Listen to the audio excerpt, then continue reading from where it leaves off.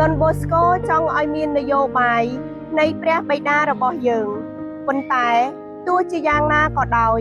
ពិភពលោកបានជ្រើសរើសយកនយោបាយនៃការស្អប់បងប្អូនរបស់ខ្លួនគ្រប់វត្តមានរបស់ដុនបូស្កូគឺជាផ្ទះសាលារៀនព្រះវិហារនិងតារាងបាល់ព្រោះតែសង្គ្រាមកន្លែងរបស់យើងបានក្លាយទៅជាតំបន់នៃចំនួននិងព្រំដែនដែលពោពេញទៅដោយក្របមីនអាវុធនិងជំនួសមិនចេះចាប់មេដឹកនាំជ្រើសរើសយកអំពើហិង្សាជំនួសការសន្ទនាប៉ុន្តែវាមិនអាចបន្តបែបនេះទេនៅក្នុងនាមបេសកជនក្រុមគ្រួសារសាលីសៀតយើងជឿអនាគតមួយទៀតជាអនាគតដែលកសាងនៅលើសន្តិនិក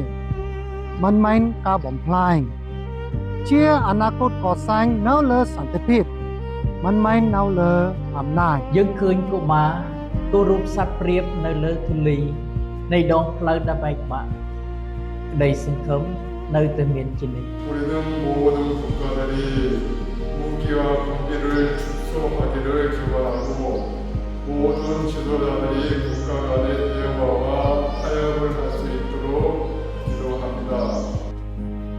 យើងអធិដ្ឋានសូមឲ្យពិភពលោកទាំងមូលព្រោះគ្រួនៅអាវុធចេញហើយបំពាក់មកវិញនូវក្តីសង្ឃឹមយើងត្រូវតែអធិដ្ឋានទាំងអស់គ្នាទៅពេលនេះចូលធ្វើជាអ្នកបង្កើតសន្តិភាពនៅកន្លែងដែលអ្នករស់នៅបដិសេធការស្អប់ហើយសាងសង់ស្ពាននៃសន្តិភាពចំនួនរបស់អ្នកអាចជ្រើសរើសផ្លូវថ្មីបានចូលជ្រើសរើសសន្តិភាព